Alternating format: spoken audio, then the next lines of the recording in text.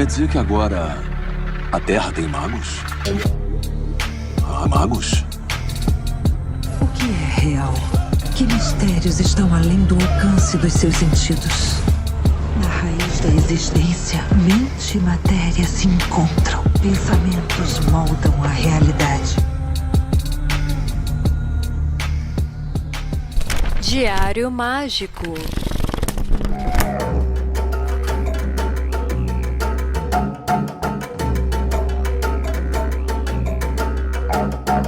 Aí sim, eu sou Rodrigo Vignoli, seu apresentador, e está começando agora mais um Diário Mágico. E, cara, a gente já tá na reta final do ano, né? Eu tava revendo essa terceira temporada do Diário Mágico, e quanta gente bacana, quantos temas bacanas, quanta coisa que a gente produziu. É muito gratificante a gente chegar assim, né, em novembro, dezembro, olhar pra trás e falar assim, putz, né, estamos crescendo pra caramba.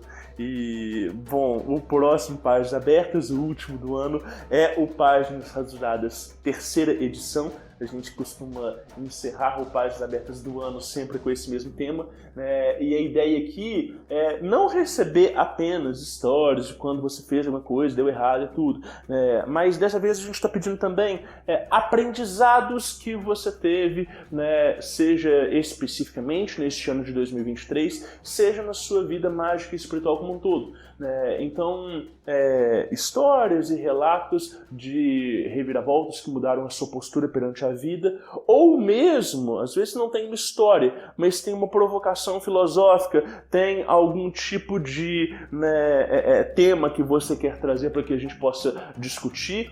Isso será muito bem-vindo também. Então vocês podem mandar lá no DDD 31 975375123 ou então no contato@diariomagico.com.br. Como sempre, os contatos estão na descrição do episódio. Então, a ideia desse Páginas Abertas de encerramento do ano, né, de fechamento, é justamente dar mais espaço para que vocês possam participar, para que vocês possam trazer novas ideias, para que a gente possa, né, às vezes, até discutir ao ar ali com, né, o chat. Então, esse Páginas Abertas vai ser assim. E eu alterei a data dele. Ele ia ser no dia 1º de dezembro. Eu ia mudar para o dia 8. Dia 8 é feriado, então a gente mudou para o dia 15 de dezembro. Para a gente ter mais tempo de receber mais relatos. E também porque este é o último Páginas Abertas do ano. E em janeiro a gente não tem. Então a gente volta só em fevereiro, no dia 2. Então, para dar mais tempo de vocês enviarem os relatos de vocês, apesar do Páginas Abertas ele dar essa pausa de um mês, o Diário Mágico ele continua invicto quinzenalmente, como vocês já sabem.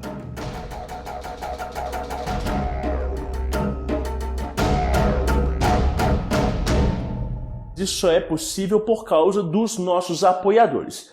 Aliás, eu andei dizendo que eu não ia trazer um tema para o Páginas Abertas, que é o tema de ufologia espiritual, né? Mas a gente decidiu que a gente vai fazer uma live secreta sobre isso. Como assim secreta? Ela vai estar disponível apenas para o grupo dos apoiadores. Essa é a nossa próxima meta lá no Apoia-se. Então, se você se interessou por esse tema, se você quer ouvir o que a gente tem para dizer sobre isso, se você quer mandar relatos pra gente, você pode entrar lá no apoia.se/Diário Mágico em qualquer categoria de apoio. Você já vai poder fazer parte do nosso grupo secreto, já vai nos auxiliar a começar a preparar essa live, este evento único na história do Diário Mágico, e a partir daí, quando for o momento certo, a gente vai fazer acontecer esse programa aí, que vai ser um formato completamente novo e que vai trazer algumas informações que eu já venho coletando aí ao longo de alguns anos e que, enfim, eu vou poder botar isso no mundo.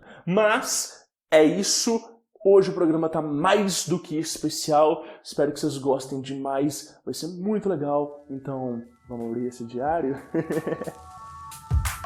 Folhas brancas sem pautas para transbordar à vontade.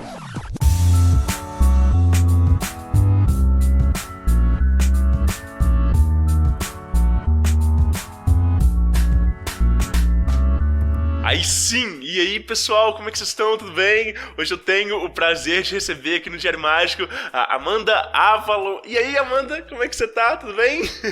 Oiê! Nossa, eu tô muito feliz de estar aqui. Seja muito bem-vinda. Obrigada! Oh, Fala, pessoal do Diário Mágico! que legal. Eu acho que o pessoal já ouviu a sua voz num ou outro Páginas Abertas de relatos e tudo, mas eu costumo sempre falar assim, né, pra quem não conhece a Amanda, como é que você costuma se apresentar, né, como é que é a sua vivência com a espiritualidade, como é que é isso aí? Tá, esse momento é sempre muito difícil, né? Eu acho que a gente que passa por muitas coisas na vida, começa aqui, depois vai pra lá, vai pra cá, mas eu acho que hoje eu gosto de me apresentar de 4 formas, assim, né? Primeiro eu queria dizer que Avalon é um nome espiritual que eu ganhei, né? Eu adoro quando me chamam assim, mas é um nome de uma iniciação. E eu sou artista visual, que é uma herança da minha faculdade de arquitetura, né? Então eu ali saí da faculdade de arquitetura trabalhando com as duas coisas, com design e arquitetura. Eu sou bruxa natural, que é uma herança da minha paixão pela natureza. E no final da faculdade de arquitetura e urbanismo eu já migrei ali para permacultura e agrofloresta. Então comecei a trabalhar com ervas desde antes de me entender enquanto bruxa. Aham. E sou terapeuta holística, que é uma herança, né, da minha criação. Eu cresci numa ordem esotérica, dentro de uma família espírita, que nunca levou muito a sério, assim, nunca abraçou isso. Que Eu doido. sou a primeira da linhagem. Aham. A responsabilidade foi apresentada pra família e só você que assumiu. Nossa senhora, e pesa, viu, galera? O peso Eu posso desse até antepassado. contar um pouco mais essa história aqui. Sim. E, além disso, eu me considero uma aspirante a pesquisadora, assim, eu tenho um sonho muito grande de fazer uma pós-graduação em antropologia, história, alguma coisa nesse sentido, que eu acho que é uma herança aí de eu ser uma alma viajeira, de gostar muito de estar indo atrás das respostas, né? Então, conheci muitas coisas nesse caminho e acho que é isso. Acho que, no geral, artista, bruxa natural, terapeuta holística, cartomante, leitora de registros acásticos e aspirante a pesquisadora. Eu tenho muitas coisas que eu quero conversar, mas não tem como não perguntar dessa história familiar de você ter nascido num lar espírita, mas dentro de uma ordem esotérica, e Uhum. com toda certeza isso moldou muito da sua perspectiva, da sua visão de mundo. Me conta um pouco disso. Conto, claro. Sim, na verdade, a família da minha mãe, né, a parte da família da minha mãe, que é muito ligada a essa ideia do que chamam de espiritismo, só que nunca foi assim dentro dessa doutrina especificamente, né? Os meus tios, a minha tia nem tanto, mas o meu tio, a minha mãe, sempre viram e conversaram com espíritos desde pequenos, assim. E a minha mãe, inclusive, teve uma história muito dramática, muito tensa com relação a isso. E era igual aquele filme do Sexto Sentido, assim, ela via coisas horrorosas, sabe? Que entravam em casa ensanguentadas, sem cabeça, e ela tinha pavor, na verdade, então, disso, né? E quando pequena eu comecei a apresentar esses mesmos sinais da mediunidade hereditária, a minha mãe me leva num centro, eu não lembro disso, tá? Isso é história contada. E ela fecha a minha mediunidade, para que eu não viva o mesmo pavor e terror que ela vivia, porque eu já falava que eu estava vendo uma pessoa, um homem em casa, toda vez que eu acordava de madrugada, que eu via coisas no meu quarto, e aí, enfim, durante a minha infância tem umas experiências assim de coisas se mexendo em casa, assim, meio apocalíptica, né? De eu brincando com brinquedos e os brinquedos mexerem sozinhos, e aí Caraca. e aí a minha mãe, em determinado momento, fecha a minha mediunidade. Só que, com 8 anos, ela se separa do meu pai, e aí ela sente vontade, eu acho, de buscar, né, de volta algo que ficou perdido no passado, e ela começa a frequentar essa ordem esotérica, se chama Ordem Esotérica do Sétimo Raio, aqui no Rio de Janeiro. Olha. Então é dentro dessa vertente da Grande Fraternidade Branca, muito relacionada ao espiritismo kardecista, também à teosofia da Blavatsky, né? Então eu cresci nesse contexto desde os 8 anos. E desde os 8 anos de idade eu escuto que eu preciso trabalhar minha mediunidade, que eu preciso trabalhar minha mediunidade. Mas a vida inteira foi aquela coisa assim, uma hora eu vou lá, uma hora eu vou lá. E eu morria de medo, porque a minha mãe contava as histórias pavorosas que ela tinha passado. Eu lembrava desses sustos que eu já tinha vivido, né, de coisas mexendo em casa. Então, sempre foi uma coisa assim, me interesso muito, ao mesmo tempo morro de medo. Sim, sim. Então eu nunca quis abraçar isso, não foi algo não era algo que eu ia lá e falava, não, agora eu vou começar aqui, vou me iniciar na ordem e vou trabalhar. Mas ao mesmo tempo, toda vez que eu precisava, eu tava lá, né? E era um lugar que tipo, a família frequentava, tinham reuniões constantes, assim, semanais, tinham às vezes festas, ou funcionava como um centro normal? Funciona, até hoje funciona como um centro. Teve um boom, até ficou famoso uma época, eu acho que teve alguma pessoa famosa que começou a frequentar e ficava lotado. Até hoje existe aqui no Recreio, no Rio de Janeiro. E eles têm reuniões todas as quintas-feiras à noite e sábado de manhã. Então, já teve época na minha vida que eu ia semanalmente, tanto quinta quanto sábado. Teve épocas que eu fiquei anos sem ir, depois eu voltei a frequentar. E, inclusive, foi lá que eu voltei a despertar realmente o interesse pela mediunidade. Mas acho que eu posso contar essa parte depois. Assim, eu tô ainda na infância, né? Sim! E aí? E aí, foi isso, né? Comecei a frequentar com a minha mãe, então a vida inteira foi essas indas e vindas desse centro especificamente. Então, eu acho que toda a minha, como você falou, né? Toda a minha subjetividade mediúnica, né? A minha construção espiritual, ela vem com principalmente essa base da grande fraternidade branca e da teosofia, né? E do espiritismo também. Então, eu começo aí, esse é o ponto. Só que eu só vou despertar para isso lá em 2018, muitos anos depois, várias coisas aconteceram em 2018 que foi realmente uma questão de necessidade, assim. E aí, se quiser, eu já posso emendar nessa história. Sim. Show. Então foi isso, né? A vida inteira frequentando, mas aquela coisa, quando eu precisava eu ia, quando eu não precisava mais eu voltava para a vida mundana e esquecia da espiritualidade. E aí em 2018, é aquela coisa assim, foi a minha grande noite escura da alma, né? Também retorno de Saturno, né? Nossa, foi assim, começa com tragédia, gente, segura aí. E em 2018, então, eu perdi o meu emprego, que eu trabalhava com arquitetura, que tinha sido o primeiro emprego depois da faculdade, depois de formada, né? Perdi esse emprego, a empresa não tinha mais como me manter, eu era a única contratada, os outros eram sócios, então, quando teve que cortar gastos, eu fui o corte de gastos. Eu estava num casamento falidíssimo, falidíssimo, e a empresa que eu tinha montado com outras pessoas, depois que eu perdi esse emprego, né, que foi uma empresa de permacultura e agrofloresta, também não andava tão bem assim.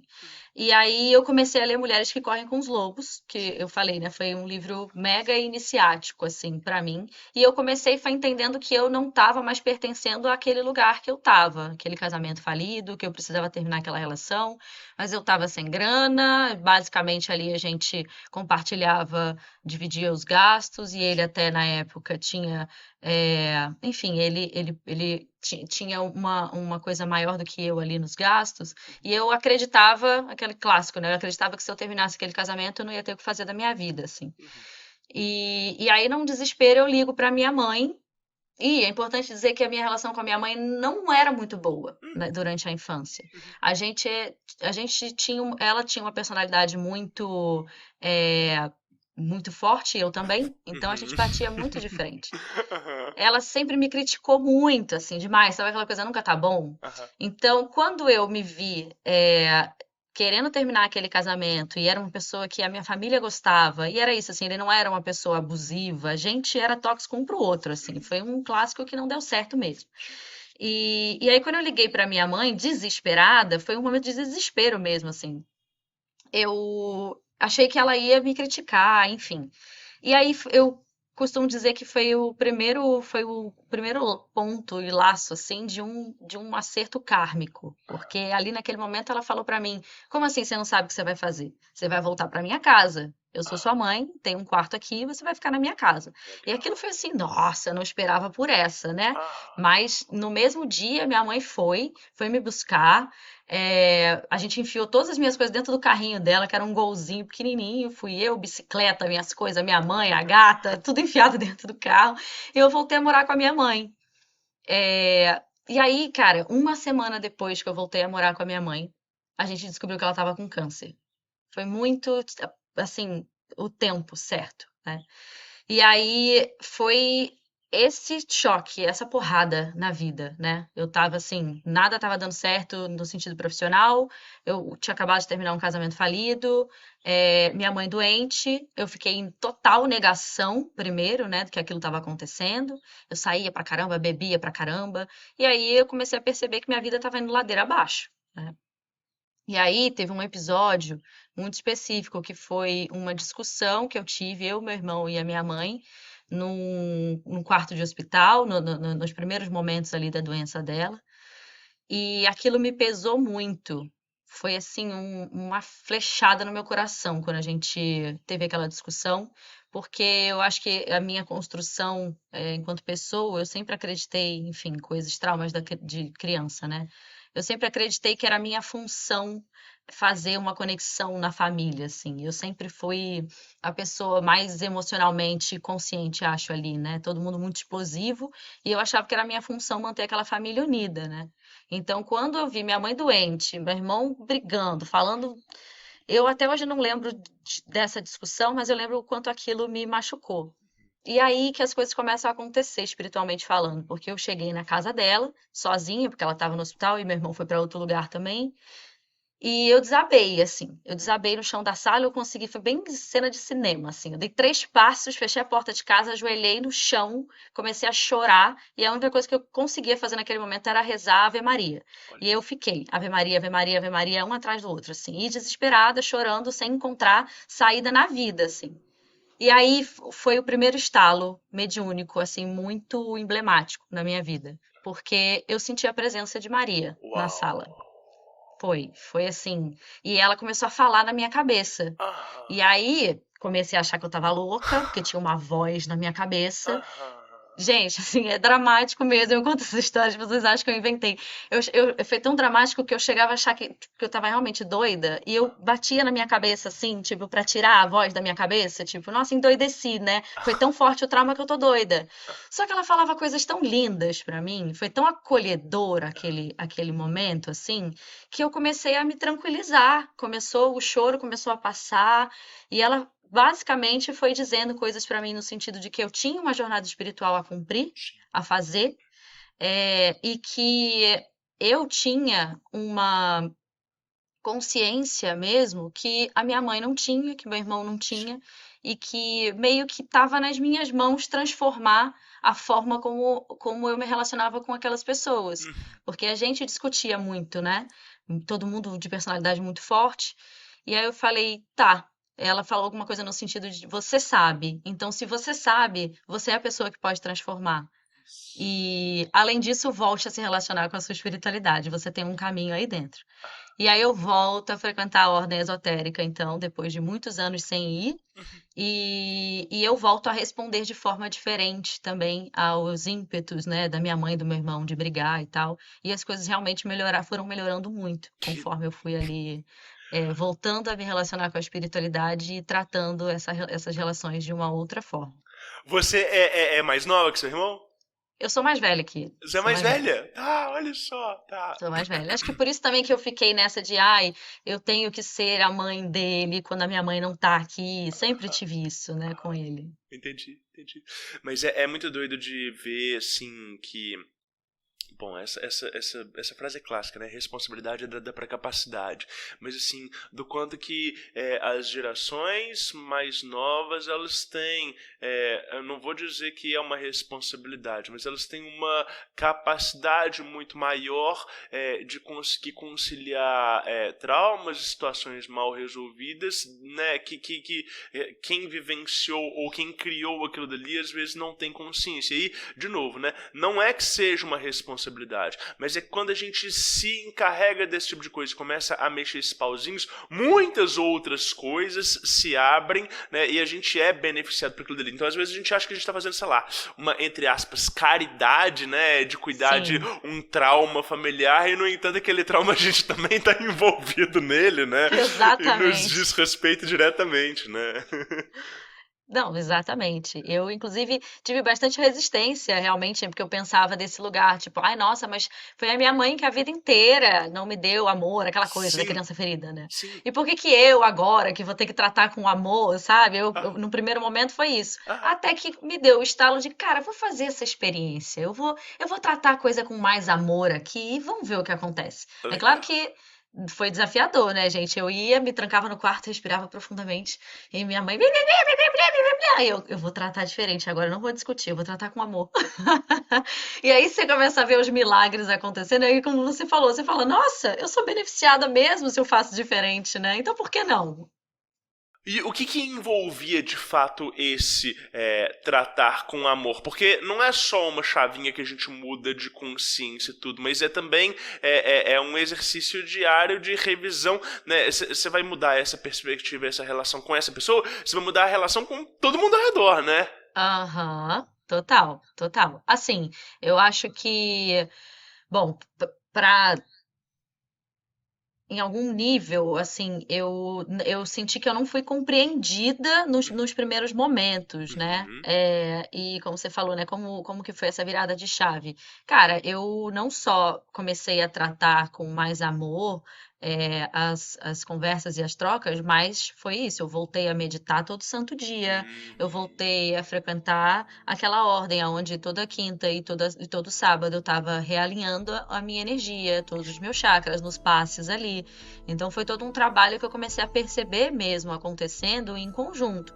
E é claro que às vezes não era fácil, né? Isso uma vida inteira. Ali eu tinha 27, 28 anos, né? 28 anos respondendo de forma afrontosa às afrontas da minha mãe. Não foi do dia para noite, foi um processo, foi uma constante. E aí eu comecei a ver isso acontecendo, assim, foi muito lindo mesmo o reencontro que eu tive com a minha mãe, não romanceando o sofrimento, porque é muito difícil você perder sua mãe, né? Doeu muito. Mas foi ali no final da vida dela, eu acho também por ela perceber que ela já estava se encaminhando para o final da vida dela, que ela começou a me enxergar realmente como eu sou, assim. Então foi muito bonito, foi um processo muito bonito no final das contas. Mas no meio do caminho ali ainda teve eu sair de casa, que foi aí que quando realmente eu comecei a trabalhar com a espiritualidade mais ativamente, e eu saí da casa dela, ela doente, né? Então foi um desafio. Não foi fácil. Quando você tem esse processo, né, de ouvir Mãe Maria falando pra você que você tem um trabalho com espiritualidade para ser cumprido, por mais que a gente ouça isso a vida inteira, e você principalmente dentro de uma ordem esotérica, vindo de uma família que já tinha, né, um certo entendimento, tendo a sensibilidade que você tem, é completamente diferente, né? Nossa, assim, por isso que eu falo, foi uma iniciação, assim, eu falei, mano, até hoje, nunca mais, tá, gente? Eu não sou a pessoa que conversa com Jesus Cristo e Ave Maria. Sim, nem tem como, né? Eu acho que foi um processo de gnose profunda através de uma dor insuportável, porque, assim, eu falo, era dali eu tava pensando em tirar a minha vida, né? Então a galera falou assim, peraí, ou a gente ativa essa garota de uma vez ou ela vai fazer uma besteira, né? Então por isso que eu acho que teve essa importância, essa ativação, assim.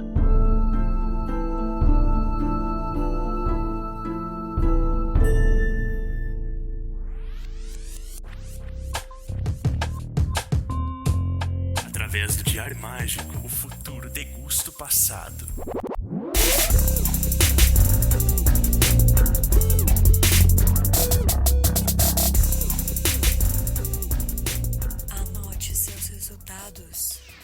Isso.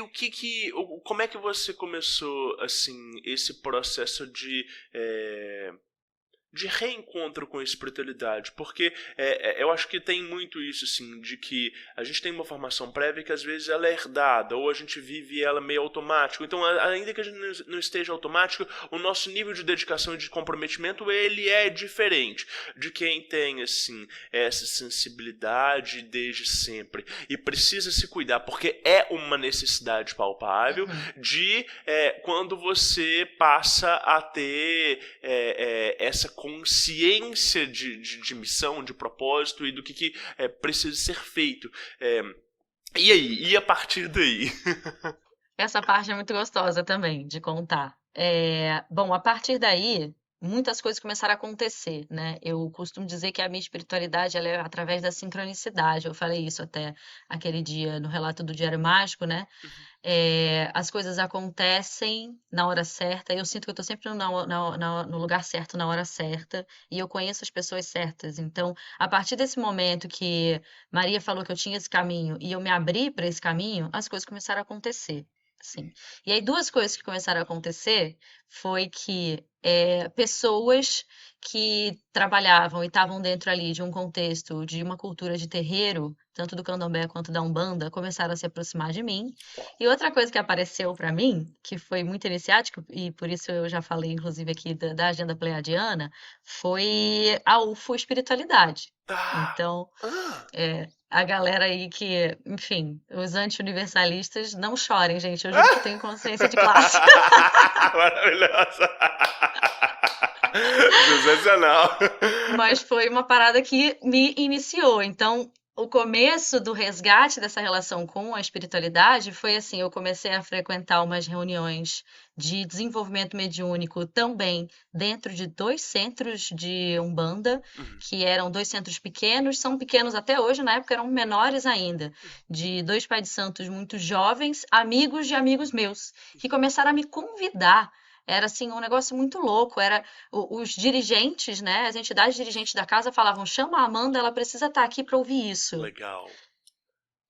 E eu fiquei um tempo ali de ouvinte e de cambone nessas 2 casas, ao mesmo tempo que eu frequentava a ordem esotérica e ao mesmo tempo que eu comecei a frequentar uns lugares e a ver umas palestras da Mônica de Medeiros, que fala muito. Nunca ouviu dela? Não. Ela, há muito tempo que eu não vejo nada dela, mas ela tem um canal no YouTube gigante e ela é uma médica, e tem uma relação com os pleiadianos muito forte. Enfim, tem muitas críticas com relação ao que ela faz, porque ela recebe e faz em live na internet, mas isso aí é para outro papo. Mas foi por aí, né? Então, assim, eu comecei a trabalhar essa UFO espiritualidade, ao mesmo tempo que eu estudava com essas entidades de Umbanda e também voltei a frequentar a ordem esotérica, né? Aos poucos, eu fui largando de novo a ordem esotérica e fui focando mais nos centros que eu frequentava de Umbanda. Mais especificamente no final das contas eu acabei frequentando mais esse, que até hoje eu vou, e eu amo de paixão as entidades desse lugar, assim, porque sempre me guiaram e continuam me guiando. Inclusive, esses dias eu fui, depois de muitos anos fora do Rio, eu voltei e fui. E, enfim, muito amor por essa egrégora. Eles me ensinaram demais. Então, foi desse lugar. Agora, tem uma outra virada de chave que acontece também, assim como foi esse primeiro momento. O segundo momento é quando eu me aproximo de 2 pessoas, que eu não vou citar o nome porque eu não tive a oportunidade de conversar com elas e saber se eu podia expor o nome. Então, eu vou chamar de amiga 1 e amiga 2, para ficar fácil para contar essa história. Então, eu fui ver os stories da amiga 1, que tinha trabalhado comigo lá no escritório de arquitetura que eu falei que eu perdi o emprego lá em 2018. E isso já era em 2019, assim, mais pro meio de 2019. Então, já tinha um tempo que eu estava resgatando a espiritualidade, né? E uma vontade muito grande de visitá-la, que ela estava morando numa casa linda, no meio do mato, toda feita de madeira. E eu estava vendo, né, também o despertar espiritual dela acontecendo em São Paulo. Uau. E aí ela fez um post, assim, procurando alguém para dar uma mentoria sobre agrofloresta. E lembra que eu tinha tido Sim. um trabalho com agrofloresta? Aí eu falei, olha, se quiser me convidar, passar uns dias aí, eu te dou essa mentoria de graça. E ela falou, então vem, porque vai ser aniversário da minha irmã, que é a amiga 2, e esse final de semana vai estar em festa aqui, vem pra cá. E aí eu nem pensei, fiz a minha mochila e parti pra São Paulo. E aí cheguei em São Paulo, encontrei essa amiga 1, que já era muito minha amiga. A amiga 2 não era tanto minha amiga, sempre foi a irmã da minha amiga, né? E aí a gente conversando, ela me contando coisas, a gente chegou em casa, estava sentada na sala da casa dela, até que a amiga 2 chegou. Gente, quando a amiga 2 chega, ela olha pra minha cara e ela dá 3 passos pra trás, assim, de bater na parede que tava atrás dela, assim. E aí eu falei, caraca, o que que aconteceu, né? Tipo, não tava me esperando, tô incomodando, achei que era alguma coisa nesse sentido. Aí ela, nossa, a Amanda que vinha, então era você, eu achei que era outra Amanda, nunca ia imaginar que era você, porque ela lembrava de mim do escritório que a gente tinha trabalhado, né? Que na verdade era um coworking, elas trabalhavam em outra empresa, enfim. E aí eu fiquei com aquela cena dela ter dado aquele passo para trás, tomado um susto com a minha presença, mas ok. E aí rolou o aniversário dela lá. No dia seguinte, elas tinham uma cerimônia de ayahuasca no centro, na igreja de Daime, que elas já frequentavam há um tempo. E aí a amiga 1 falou assim, cara, você já tá aqui, vai com a gente, vai com a gente, vai com a gente. Eu já tinha consagrado a ayahuasca com o meu pai há uns anos Uau! atrás, Aham.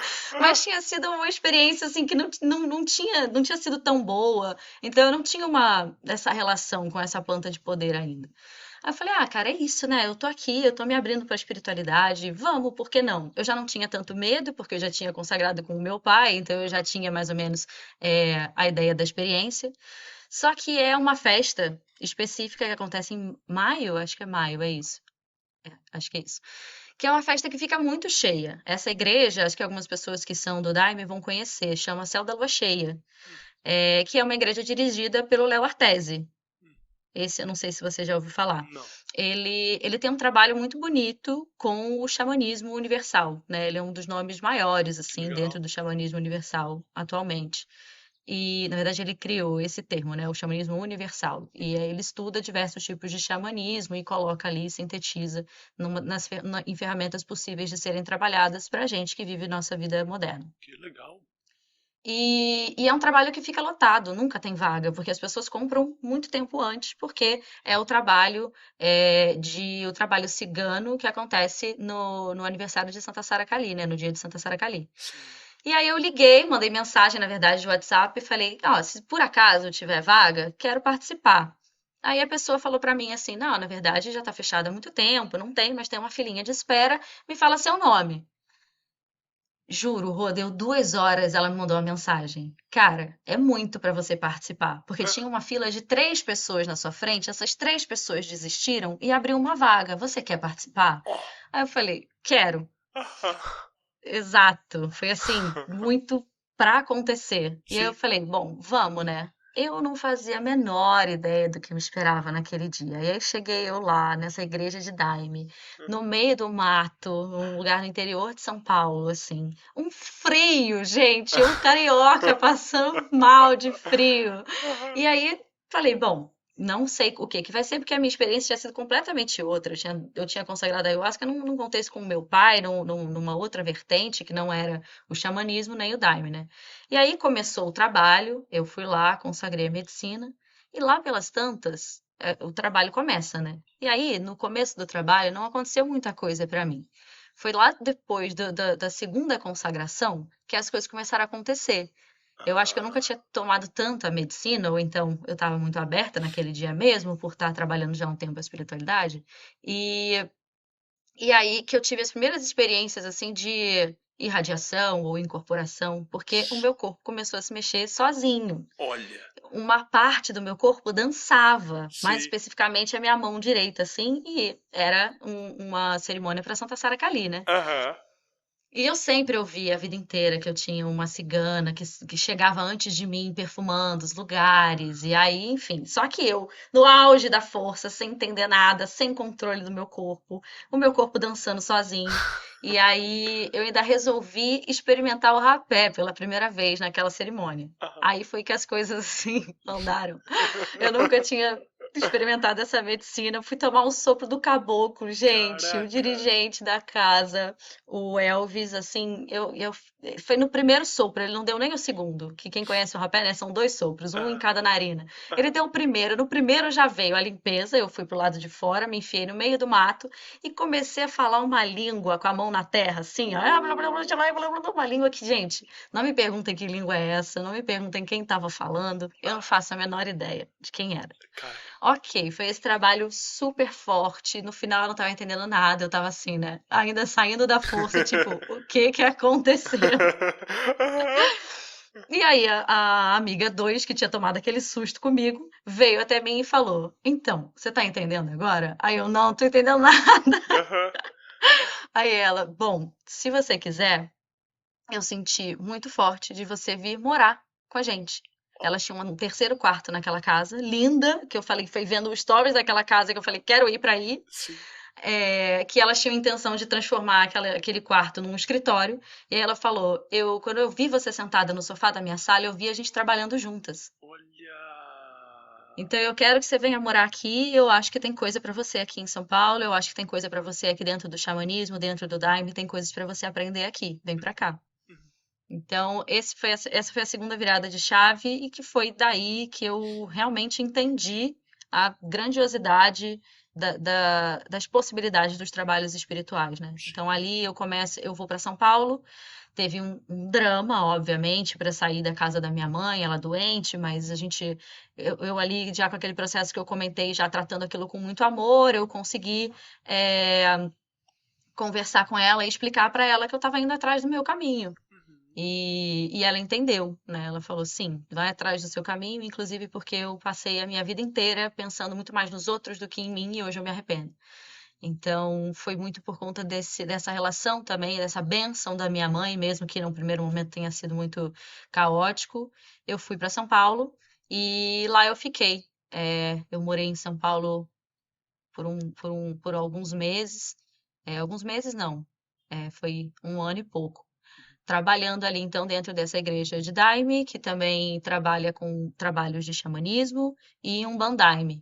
Então, durante bastante tempo foi a medicina que foi me ensinando a trabalhar a minha mediunidade. E aí, nesse processo, você se associou um pouco mais com entidades de Umbanda ou nunca chegou a ter essa definição clara? Sim, principalmente a cigana, né? A cigana veio com muita força, inclusive foi ela que me ensinou a jogar baralho cigano. Eu sou autodidata em baralho cigano Que porque massa. ela me ensinou. Aham. Então, sim, eu sempre tive uma relação muito forte, mesmo que eu nunca tenha ficado muito tempo trabalhando dentro de uma casa, eu tenho muito respeito por essa escola, né, pela ideologia de terreiro, Sim. por essa ancestralidade. E então, assim, eu nunca, além desses trabalhos com a medicina, sem a medicina eu nunca incorporei. Assim, é um processo que eu precisava estar ali na força da medicina para me abrir. Fora isso, eu teve um único episódio, né? Fora isso, eu sempre cambonei só, né? Então, a minha relação foi de muito amor e agradecimento mesmo por essas entidades que sempre vinham me trazer coisas muito importantes a serem trabalhadas, né? Foi dentro de um terreiro que eu ouvi a primeira vez de uma pombagira que a minha mãe realmente ia morrer e que eu precisava me preparar para isso, que ia ser algo muito importante na minha vida, inclusive curar esses traumas que a gente tinha da minha infância e por aí vai. Então, se não fosse essas entidades, eu não teria conseguido, eu acho, passar por esse momento tão desafiador, né? Então, sim, eu me aproximei deles mais nesse sentido mesmo de aprendiz, sabe? De ouvir, seguir os conselhos, seguir os trabalhos que eles mandavam eu fazer. Mas eu nunca fiquei tempo suficiente numa casa para eu incorporar e eu atender alguém. Sempre foi mais assim do aprendizado, Que né? você passar por ali. Cambonando ali. Exato. Você tem a impressão de que alguns indivíduos eles conseguem aprender e sintetizar certos potenciais e qualidades energéticas mais rápido do que outros? Eu acho que sim. Eu acho que, na verdade, cada um tem a sua forma de conversar com o outro lado, Sim, né? sim. Ao longo dessa minha jornada, assim, eu vi pessoas com diferentes formas de relação, né? Então, por exemplo, essa amiga 2 que eu falei, ela, a primeira vez que ela pisou no terreiro, ela já virou ali Olha, totalmente. Ela nunca tinha pisado e virou totalmente ali, trabalhando com as entidades dela, porque não foi o meu caso, né? Como eu já falei, eu preciso ter o auxílio da medicina para ter partes do meu corpo irradiadas por essas entidades, mas eles nunca falaram através do meu corpo, né? Então, apesar de já ter tido a experiência de perder, entre aspas, o controle do meu corpo para uma entidade, eu não acho que esse seja o meu trabalho, por exemplo. Eu não acho exatamente. que eu trabalho através de incorporação, não é o que eu faço. Agora, parece muito, quando você está contando sua história, que você vai sendo direcionado para onde você precisa estar, e o que você precisa aprender, e o que precisa ser sintetizado para compor um corpo de conhecimentos para você executar aquilo que precisa ser executado. E aí eu estou muito interessado em ouvir como é que foi a sua vivência com registros acásticos e como que isso se apresentou, porque não é uma coisa fácil de ser feita e não é uma coisa que qualquer um consegue fazer, por mais que tenham inúmeros cursos aí que prometem informação instantânea, né? Uhum.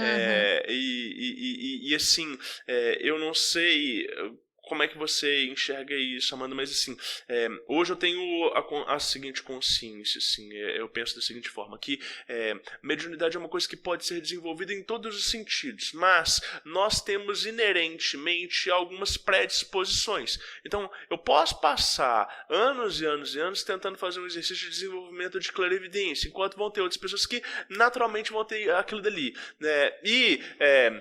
Da mesma forma, eu falo assim, a minha mediunidade é uma mediunidade muito física. Rodrigo, tenho uma capacidade assim de dissolver demandas muito pesadas de uma forma muito fácil. E às vezes eu encontro indivíduos que eles não têm constituição nem física, nem etérica para conseguir levar aquele baque, mas tem outras capacidades de direcionamento.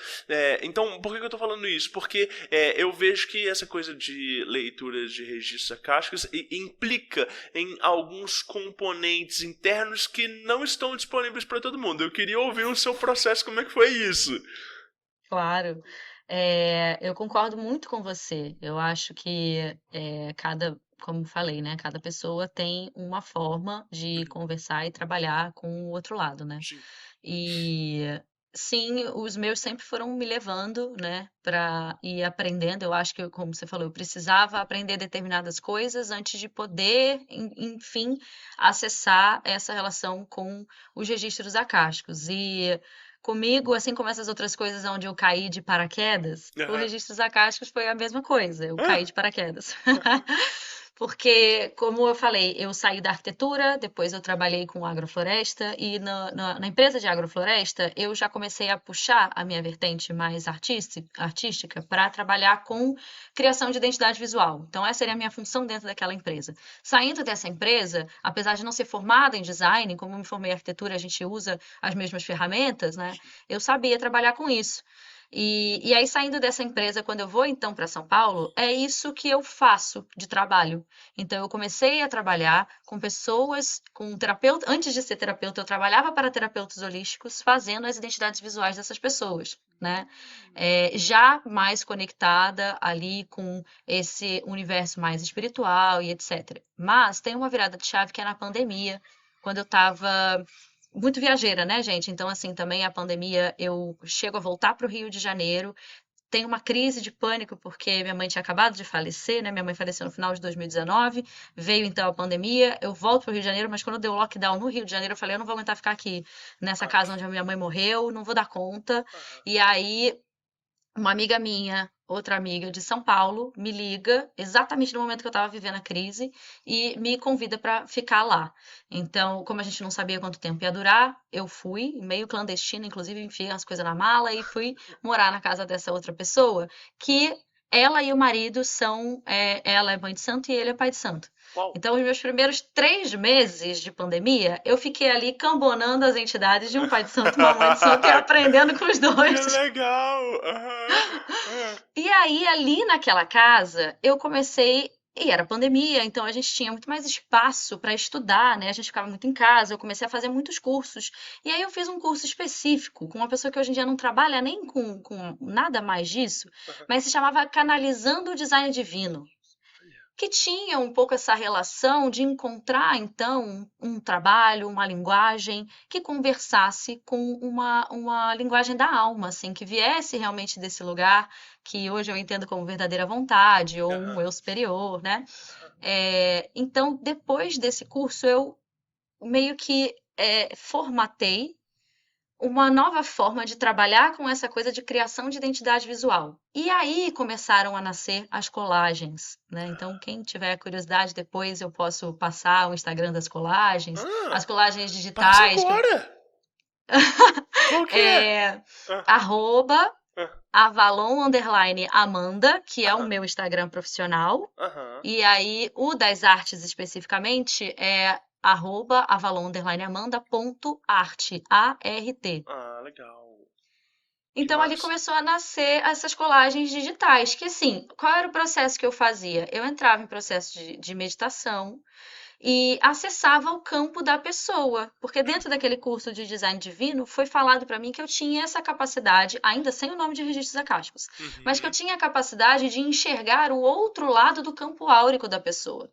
Então, eu fechava os olhos né, ali com o nome da pessoa, a data de nascimento dela, uma foto dela, eu enxergava o que estava compondo ali esse campo da pessoa. E aí começava a aparecer desde cores, a símbolos, a animais de poder, tudo isso, a mentores, tudo isso se apresentava para mim através desse processo que eu estava fazendo. E eu comecei a ter resultados assim espantosos de pessoas falando: como é que você sabia que esses eram os meus animais de poder? Como é que você sabia que essa era a minha cor favorita? Sei lá, umas coisas assim, né? Como é que você sabia que este era o meu quadro favorito? Porque às vezes eu usava uns quadros de referência, né? Eu falava, gente, é um trabalho realmente mediúnico que eu tô fazendo, é isso. Até que eu conto isso para uma outra pessoa e a pessoa fala: o que você faz é leitura de registros acásticos, você sabe, né? Aí eu não sei nem o que que é isso. Aham. E essa pessoa, mais uma vez, eu no lugar certo, na hora certa. Essa pessoa estava estava quase começando um curso de registros acásticos. Ela falou, cara, faz para mim uma arte dessa e eu te dou o curso. Ó. Aí eu falei, beleza. E aí a gente trocou a arte pelo curso. E aí eu fiz o curso de registros acásticos e foi assim, outro boom na minha vida, assim, né? Foi aí que eu comecei que eu abri uma porta que nunca mais fechou, assim. Ali no curso, um dos primeiros exercícios do curso, aí eu fiz algo que eu nunca tinha feito, que era acessar o meu próprio campo, o meu próprio registro, Uau. né? Aham. E ali eu abri portas, assim, falando isso aqui com muitos, muitos receios, porque há muito tempo eu não falo disso. Porque, como eu falei, assim, eu comecei a ficar com muito ranço do jovem místico e a Sim. falta de consciência, né, dessa galera. Mas, gente, ali no curso de registros acásticos eu abri as portas para uma relação que eu tenho com uma linhagem atlantiana mesmo, assim. E depois que abri essa porta, alguns mentores começaram a se apresentar para mim. Então, alguns mentores que eu tenho já se apresentaram ali, naquele primeiro momento. Aí, depois desse curso, eu passo a chamar, então, esse trabalho que eu faço até hoje, que é a leitura de registros acásticos, mais a arte intuitiva ou a colagem amuleto, porque eu entendo que é uma arte que compõe ali diversos do que tem numa dimensão invisível desse ser, né? Eu consigo acessar diversas dessas ferramentas, desses componentes, dessas características, desses arquétipos que estão numa dimensão invisível desse ser, mas que empoderam ele nessa vida aqui e agora, né? Do indivíduo aqui, como viver aqui. Então a gente sabe que com o auxílio aí de mentores, animais de poder, E ter essa colagem é um acesso a essa sabedoria. Eu costumo dizer isso também, né? A gente lembrar que nós somos seres infinitos vivendo essa experiência material humana, que é muito importante pisar aqui com o pé firme, né? Não ficar sempre nessa dimensão fora daqui, mas que essas dimensões mais sutis têm muito a nos agregar na nossa vida material presente. Então, esse basicamente é o trabalho, Rô. Eu imagino que quando você faz esse trabalho, né, artístico, você auxilia na manifestação daquelas qualidades. Uhum. Eu acredito que sim, eu acredito que eu funciono como um canal mesmo, né? Para que a pessoa finalmente tenha o acesso àquilo que já está com ela, já acompanha ela, que Sim. compõe ela, mais uma vez, né? Mas que por ela ter, ou não ter, ou ter outras faculdades mediúnicas, ela não acessa especificamente isso, que eu tenho uma questão com a imagem, né? Essa é a minha mediunidade. Eu consigo enxergar o que está do outro lado, através de tela mental. Sim. Então, eu não escuto, eu não vejo, graças a Deus. Só em ocasiões especiais. Exato. Mas, Amanda, tem um livro que, se você não leu, você tem que ler, que chama A Sacerdotisa do Mar. É da John Fortune, é minha autora preferida. E aí tem uma passagem muito interessante nesse livro, porque é o seguinte: essa mulher é uma mulher exótica, e a gente está acompanhando o personagem principal, que é um homem. E ele ele estabelece uma relação com essa mulher de auxiliar ela num trabalho, né? Então ela está construindo uma casa na beira do mar, etc e tal. E aí, a relação dos dois personagens vai desenvolvendo. Eles não têm uma relação romântica, né? Ele até tem uma certa admiração platônica por ela, mas não é uma relação romântica.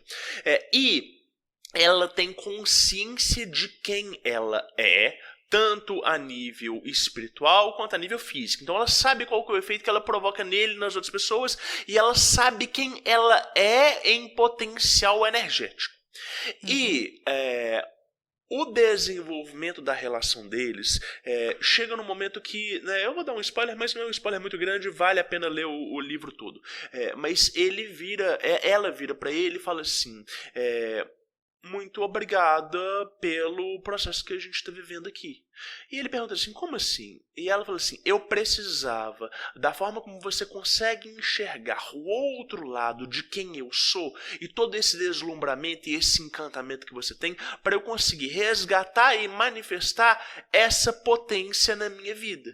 Então, a forma como você consegue enxergar a minha imagem mágica, e aí a John Fortune ela introduz muito discretamente, para quem sabe ler, né, esse conceito da imagem mágica, que a partir da validação externa, e não tem que ser um homem, pode ser qualquer outra pessoa, mas a partir da validação externa é que ela consegue gestar e parir no mundo o potencial de quem ela é. E aí o que eu estou querendo dizer é que esse seu trabalho, a partir dessa concepção da imagem mágica do outro, auxilia nessa, como parteira desse potencial, sejam dos indivíduos, sejam das inteligências que acompanham os indivíduos. Né? E isso é muito legal. Então as pessoas que fazem esse processo, às vezes, de pintura mediúnica, né, e tudo, passa muito por esse processo, né, de manifestação e de sedimentação no mundo de algo que às vezes é incorpóreo ou até intangível, né? É muito comum as pessoas passarem por esse processo mediúnico e falarem assim: nossa, antes meu mentor era muito distante, era só uma ideia, e agora eu consigo manifestar ele com potência, né? Então eu vejo mais ou menos por aí. Uau! Nossa, eu fiquei honradíssima aqui de ter sido citada ao lado de John Fortune. Mas eu ainda não li, porém já tá aí na lista. Assim que eu acabar de ler todos os livros que eu tô lendo ao mesmo tempo. E assim, você trouxe algo que conversa muito com o que foi mostrado para mim, inclusive, porque lá naquele primeiro trabalho, antes de eu entender que era registros acásticos que eu fazia, apareceu para mim uma cena, e é isso, né? As cenas, às vezes, as pessoas confundem, elas acham que o registros acásticos é a mesma coisa que regressão, e não é, tá? Os registros acásticos, eles trabalham muito através de simbolismos e analogias também, porque eu acredito que é a forma como os mentores e aquelas energias que querem se apresentar conversam com com o repertório que a gente tem de símbolos, né? Então, às vezes as cenas que aparecem, e já aconteceu, obviamente, às vezes a pessoa precisa muito acessar uma vida passada, mas a textura é diferente, a sensação é diferente. Então, eu não trabalho com regressão. Inclusive, quando as pessoas vêm me pedir para fazer isso porque querem ver uma vida passada, eu falo, olha, eu não sou a pessoa para fazer esse trabalho para você, porque eu trabalho através de um processo mais lúdico, simbólico e etc. Então, quando para mim chegou o simbolismo do que eu estaria fazendo, apareceu justamente como se eu tivesse um conta-gotas e eu pingava a primeira gotinha numa coisa de água, assim, né? E aí essa gotinha reverberava aquelas outras ondas, né? Então é muito o que você falou. É como se eu desse só a gotinha que falta para aquela pessoa enxergar todo aquele potencial que reverbera, né? E que alcança uma dimensão muito maior do que o que ele estava tendo ali com aquela água parada, né? Então é como se eu despertasse esse potencial mesmo. E me conta uma coisa, quando você fez esse primeiro acesso ao seu próprio campo, legal, é uma experiência muito incrível e tal e tudo, mas depois a gente não fica meio viciado de fazer a parada, de querer resolver tudo. Tipo, putz, eu tenho uma ferramenta que ela é massa, que ela é muito boa e até onde que eu posso ir? Até onde que eu consigo resolver tudo? Você teve isso? Nossa, tive muito, até tomar muita peia, né? Porque assim, a gente é isso, né? A gente acha, eu tenho essa ferramenta aqui. Cara, eu não sei se eu vou conseguir explicar, mas assim, existe toda uma hierarquia que não é de importância maior ou menor, não é isso, mas existe uma hierarquia por trás da gente, e a coisa não é assim, qualquer hora eu acesso o que eu quiser, sabe? Não é assim que funciona. Existe uma permissão, né? Tanto que assim, as pessoas que chegam até mim, acho que com o seu trabalho também é assim, que chegam até mim, elas precisam chegar até mim, né? Não é todo mundo que vem fazer o trabalho, porque não é todo mundo que está pronto, né? Assim como não é todo mundo está pronto, não é toda hora também que eu estou pronta. Então eu tenho um episódio onde eu precisei de uma outra pessoa para acessar algo para mim, porque eu mesma não estava conseguindo acessar. Sim. Então não é toda hora. Tem dias assim que eu tento acessar e não aparece absolutamente nada. Eu brinco que eles estão de mal comigo do outro lado, porque tem hora que eu fecho o olho, bluf, aparece tudo, vem aparecendo, aí vem mensagem, vem não sei o que, vem. E tem pessoas também que têm isso, né? Então, dependendo de quem tá do outro lado, é mais fácil ou é mais difícil. E às vezes a pessoa que tá do outro lado sou eu mesma e quem tá difícil sou eu, então não abre nada. Mas tem uma coisa muito legal nessa fala sua, né, da hierarquia, e que eu acho que é pouco compreensível dentro do viés mercadológico. Por quê? Porque as pessoas acreditam que elas vão passar a técnica, ou que elas vão fazer um curso e que automaticamente elas vão estar formadas e elas vão conseguir acessar aquilo dali. Então eu vejo muito isso nas pessoas que chegam até mim por interesse em poder, né? Porque tem os indivíduos que eles chegam no interesse de desenvolver a espiritualidade, tem os indivíduos que chegam porque têm demandas, porque precisam curar alguma coisa interna e resolver, e tem as pessoas que falam assim, putz, eu vejo o Rodrigo faz um monte de coisa, eu quero, né, colar nele para aprender tudo, etc e tal. E não é uma questão técnica, mas é uma questão de formação e é também isso que você falou, uma questão hierárquica. Então, né, sobretudo em questões de registros, tem quem tem a chave e que dá o acesso, né, momentâneo ou não, e permite acessar ou não, né? Lógico que a gente passa também pelo filtro das inteligências que estão com a pessoa, né? Mas assim, principalmente existem inteligências que são quem né, permitem esse acesso a esse plano ou não, né? Exatamente. E por isso que seu trabalho começa muito antes do curso, porque as inteligências que estão com você já têm essa permissão e esse desígnio. Eu vejo isso muito claramente no meu trabalho, quando eu vou mexer em vidas passadas, a minha voz, ela muda por 2 minutos. 2 minutos ela fica muito grossa e eu sinto uma presença completamente diferente. E aí, um dia eu entendi que é um mentor específico que ele permite o acesso a essas outras realidades. Quer dizer, se fosse o Rodrigo por conta própria, por curiosidade, não ia conseguir acessar aquilo dali, sabe? E é muito doido de ver isso, porque eu tenho a impressão, Amanda, de que Hoje eu vejo a Umbanda muito organizadinha, no sentido das linhas, das entidades que trabalham em cada uma das linhas, etc e tal, né? E eu acho que a espiritualidade, em geral, ela tem essa organização por si só. Só que a gente não tem uma sistematização para a gente conseguir pensar isso, né? Então, eu uso muito da metáfora da grande fraternidade branca e dos raios para conseguir entender, né, potências de indivíduos. Mas é muito difícil a gente conseguir classificar e falar assim, nossa, esse mentor que trabalha comigo, ele é desse raio específico, por isso que ele tem essa capacidade. Na maioria das vezes a gente não sabe isso, porque é uma coisa muito íntima, é uma assinatura daquela inteligência ali. Né? Então, indivíduos diferentes têm potenciais diferentes e têm níveis de acessos diferentes. E quando você fala dessa hierarquia, isso faz muito sentido para mim. Total, total. E outra coisa que você traz também, né, é essa coisa do curso e do quanto isso hoje está sendo muito vendido, né? Sim. E as pessoas pedem muito para mim, justamente porque as pessoas que me seguem há mais tempo sabem que eu faço esse trabalho aí agora já vai fazer 3 anos, 3 anos e pouco, né? Aí, quando é que você vai fazer um curso? Quando é que você vai fazer um curso de registro acástico? E eu nunca senti isso, porque eu não, eu acho justamente isso, assim, eu sei que mesmo que eu passe todas as ferramentas que eu tenho, isso não garante que a pessoa vai se tornar um terapeuta leitor de registros acásticos. E eu ainda não recebi a virada de chave ou o chamado de alguém, né, de algum dos meus mentores e fala assim, a chave mestra é essa daqui. Agora você pode ensinar determinadas pessoas. Isso nunca foi passado para mim. Então, para a galera que me segue, que vai começar a me seguir, ainda não é a hora. Vocês vão me pedir, e eu não vou fazer, porque por mais que eu saiba que eu consiga ensinar tudo o que eu faço, isso não vai garantir que vocês vão conseguir se vender como leitores de registros acásticos por aí, né? Então, não é uma coisa de não querer passar o conhecimento. É como você falou, eu acho que assim, tem coisas que são ainda, para mim, inexplicáveis, né?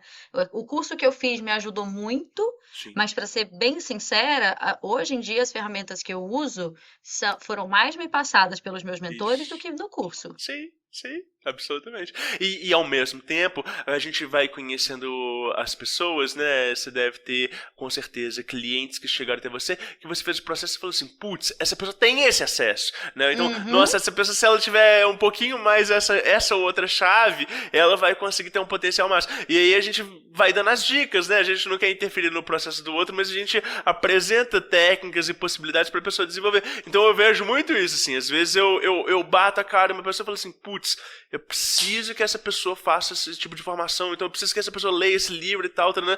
E a gente vai direcionando, né? Eu falo assim, eu não sou um iniciador, eu sou uma plataforma de acesso. As pessoas que chegam até mim, a partir dali a iniciação se processa. Às vezes eu posso ser o professor, mas quem é mestre é o meu mestre. Eu não sou porra nenhuma. Exatamente. Inclusive, engraçado você comentar isso, porque isso começou a acontecer depois do nosso primeiro atendimento. Apareceu uma pessoa específica que já acompanha o meu trabalho há muito tempo, e eu sei que ela tem esses acessos também aos registros acásticos. E ela veio falar comigo que ela está vivendo um determinado momento, veio me pedir ajuda. E o meu primeiro ímpeto foi assim, eu vou passá-la para o Rodrigo.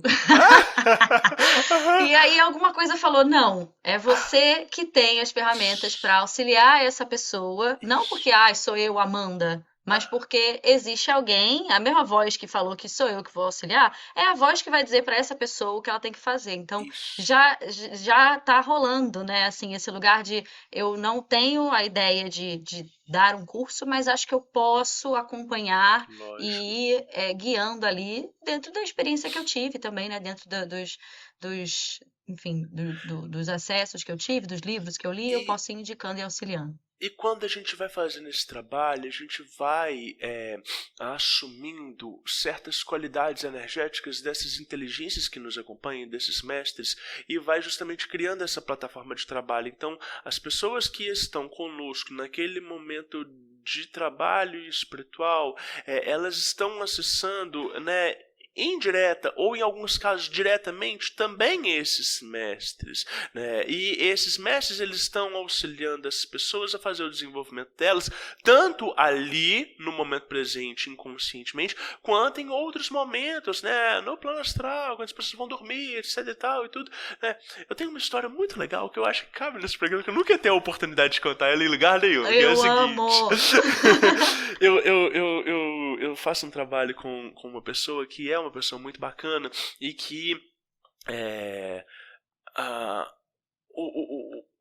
tem uma mediunidade muito incrível de escutar os mentores e os mentores irem orientando. E aí, durante os atendimentos, os próprios mentores iam passando o que eu tinha que passar para a pessoa desenvolver, seja técnicas, livros, etc e tal, né? E como que a pessoa tinha que se comprometer com aquele trabalho dali. Então, os próprios mentores, eles iam dando, né, essas dicas, esses direcionamentos.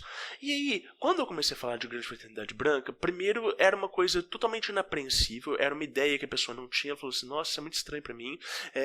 E segundo, era uma energia que a pessoa não conseguia sustentar. Então ela falou assim, nossa, isso é muito mais elevado, eu não consigo acessar isso aqui e tal. E aí os mentores foram dando direcionamentos, eu fui passando alguns mantras, alguns trabalhos com os raios, etc e tal. Chegou numa sessão específica que o mentor da pessoa virou e falou assim, presta atenção no que vai acontecer aí agora.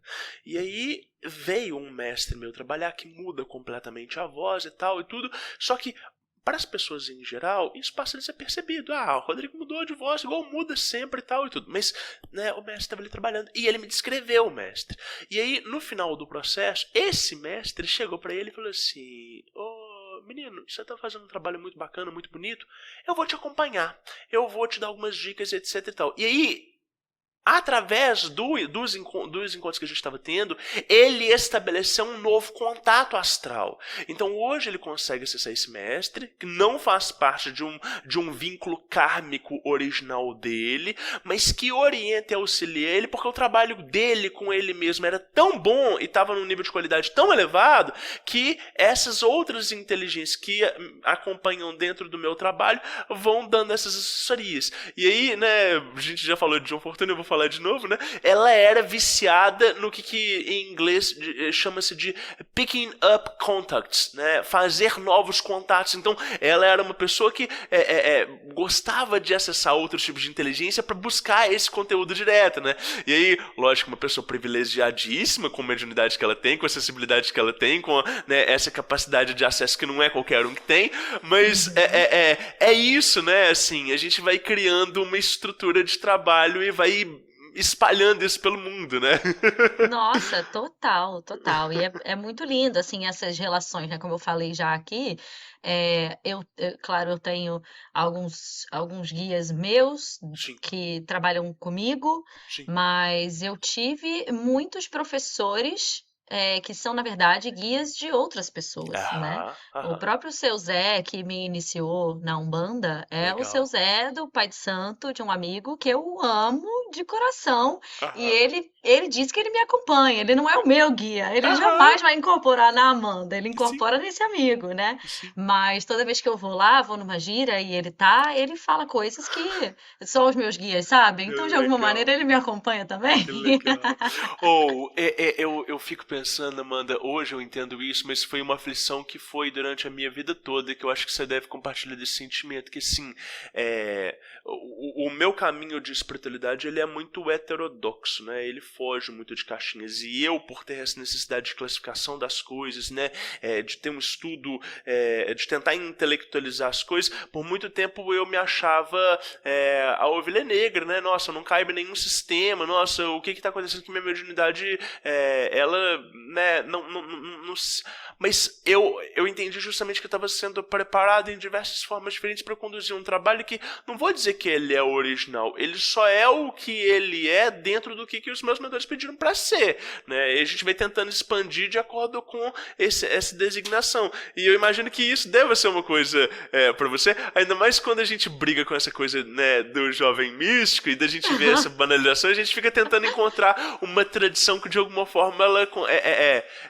não só a sensação de pertencimento, mas a sensação de não estar profanando a parada, né? E, no entanto, Sim. quando a gente se compromete com a espiritualidade, a gente consegue ver que é uma sacralização e não uma profanação. Faz sentido isso pra você, de alguma forma, ou não?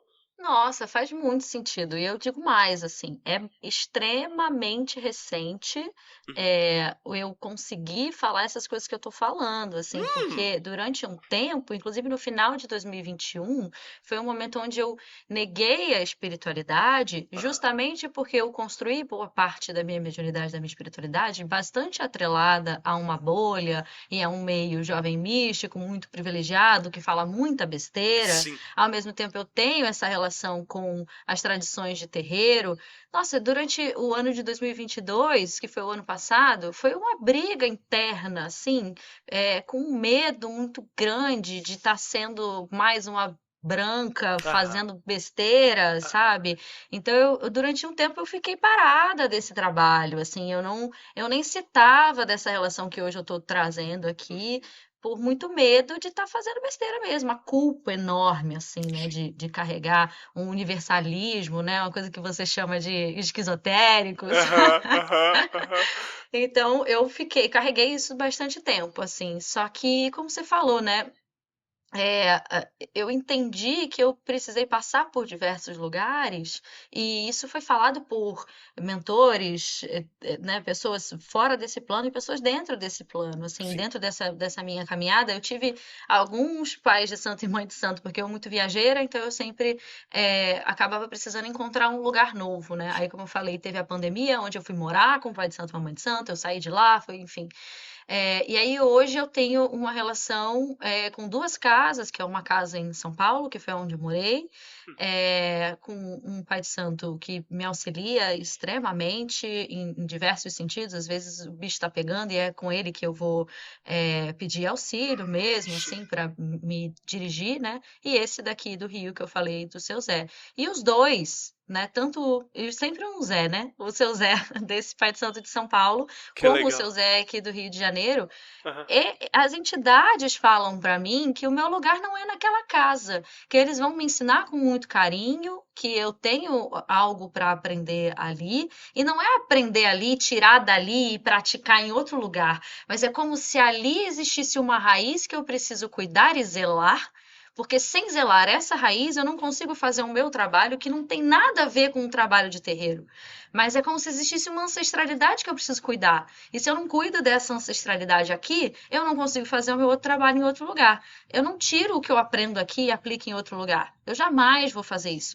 Eu trabalho com bruxaria natural, eu faço rituais coletivos. Você nunca vai me ver fazendo um ritual coletivo em nome de um orixá. Eu não faço isso, né? O meu trabalho com as tradições de terreiro é dentro do terreiro. É ali que eu pratico a minha honraria, né? O meu culto a esses seres. Saindo dali, você nunca vai me ver num lugar aleatório incorporando uma cigana, um caboclo. Isso não vai acontecer, sabe? Sim. Nunca, jamais, assim. Sim. Então, eu vivi durante muito tempo tentando entender como é que isso funcionava. E eu fiquei tentando durante anos na minha vida. Não, eu preciso encontrar uma casa, eu preciso encontrar uma casa, eu preciso ser de um terreiro, eu preciso ser de um terreiro. Meio que para validar esse trabalho, né? Meio como se eu precisasse desse lastro, né? Ah, mas como é que eu vou dizer que eu tenho uma cigana se eu não sou de terreiro?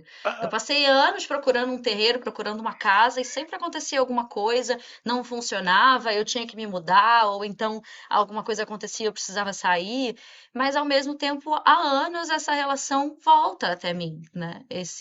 Então, assim, eu confesso que ainda é uma coisa que eu preciso entender, ainda é algo que estou aqui pela primeira vez compartilhando e abrindo abertamente. Maravilhoso. Mas é isso. Eu acho que é isso, essa coisa desse lastro, né, é muito valorizado e é muito potente, mas eu já comentei assim, né, eu tenho um texto que chama a tradição visível e a tradição invisível, né, em que um mentor meu, um mestre meu chegava para mim e falava assim, olha, você acha que esse trabalho ele tá se iniciando agora, né? Tem 7 anos que você faz esse trabalho e tal. Deixa eu mostrar uma coisa. Ele foi me mostrando, assim, uma série de passagens minhas, uma Uau. série de outras pessoas que trabalham dentro daquela equipe. Olha, você não é o único que faz esse trabalho. Você acha que você tá continuando, que você tá começando uma parada nova, etc e tal. Isso é uma parada muito mais antiga e tal. Ele falou, não é porque você não tem registro né, palpável que não existe uma continuidade, que não existe uma raiz, que não existam regras que precisam ser seguidas, etc. Né? E aí, entender isso deu, assim, uma outra percepção para o que está sendo feito, né? Então, assim, muito desse lastro também, ele é invisível e é isso, né? Não vai ser averigável pelos outros. A gente não vai pegar isso e vai esfregar na cara da outra pessoa, Aham. mas né, as pessoas se reconhecem, né, sob o manto, né, da grande loja. Nossa, total. Inclusive, aqui dentro, eu quero agradecer muito você, o trabalho que você e Raquel e o Guilherme fazem aqui no Diário Mágico, porque encontrar vocês, assim, foi, caraca, tem Que legal, outros. que legal, que legal, que massa. A gente conversou isso, né? Eu falei que a primeira vez que a gente trocou ideia foi uma sensação muito incrível de tipo assim, putz, essa moça tem alguma coisa muito parecida com as vivências espirituais que eu tenho aqui, né? Aham. E a gente conversa muito fácil, né?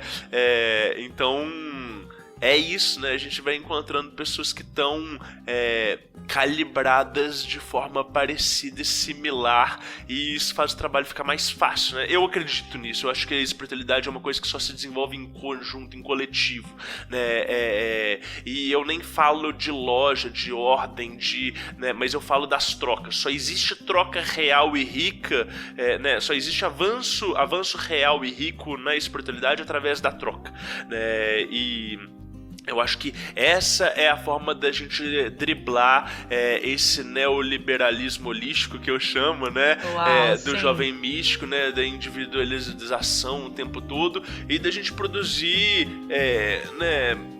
Vivências mais significativas, mais profundas. Eu acho que é por aí. Boto muita fé. É isso que você falou. A gente conversa do mesmo lugar, assim, parece que a gente veio da mesma casinha. Sim, sim, sim. Ou, vamos falar de Diário Mágico? Vamos.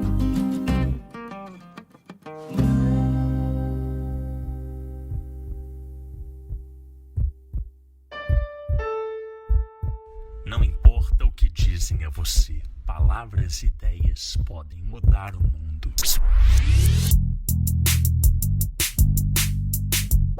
Diário Mágico.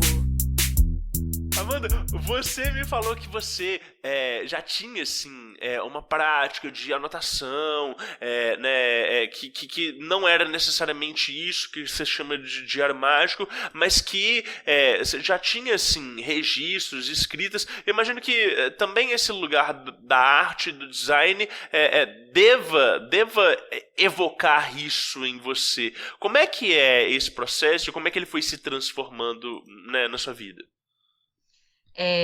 Eu sempre, como o meu começo na espiritualidade ali, aquele retorno que eu contei, né, era muito sozinha, ninguém da minha bolha falava sobre as experiências que eu estava começando a ter. Eu comecei a ter muitos sonhos também, né, ali naquele momento na casa da minha mãe, voltando a me relacionar com a espiritualidade. Então a escrita era algo que eu tinha como minha parceira, assim, era com quem eu conseguia trocar. Inclusive no começo era bem mais poético, assim, ainda tenho alguns textos, já não estão mais na minha página do Instagram, mas eu tenho acesso a uns textos que eu postava nessa época, que eu fazia umas poesias para tentar explicar essas experiências que eu vivia do outro lado, né? Então começou dessa forma, assim, como anotações das experiências que eu tinha, eu, Amanda, anotações das coisas que eu vivia, porque para mim a vida é um grande oráculo, sempre foi, né? As sincronicidades, como eu falei, de estar sempre no lugar certo na hora certa. Então, eu já anotava essas coisas, tipo, ó, fui na casa de fulano, não estava programado, mas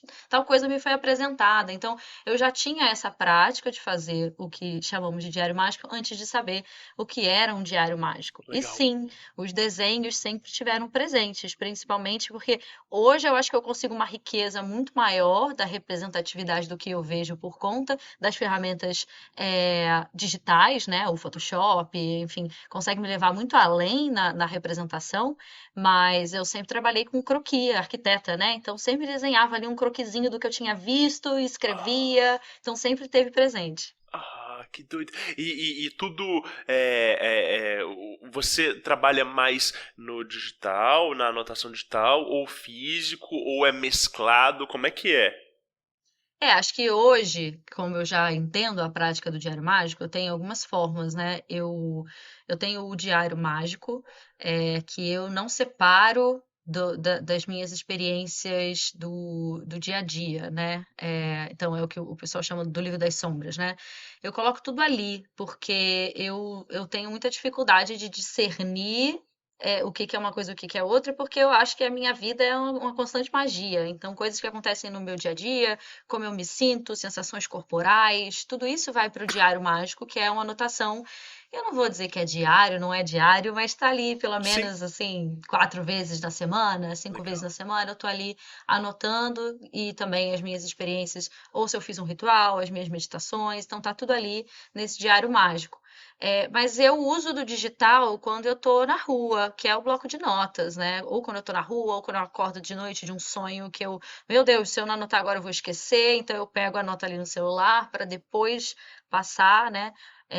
E eu ainda uso muito desse artifício da escrita, meio poética. Isso chega muito para mim ainda. Eu tenho muitos acessos, assim como se fosse algo que está comigo, mas não é muito bem comigo. Vem uns insights, umas coisas, e aí eu anoto ali no celular, né? Então, uns textos, umas coisas. E isso vai muito pro meu Instagram. Os textos do meu Instagram nascem assim, do nada, que eu pego o bloco de notas e aí começa a digitar o que tá vindo na cabeça rapidamente. Aí depois eu vou e transformo isso em uma coisa maior. Processar. Que Então, legal.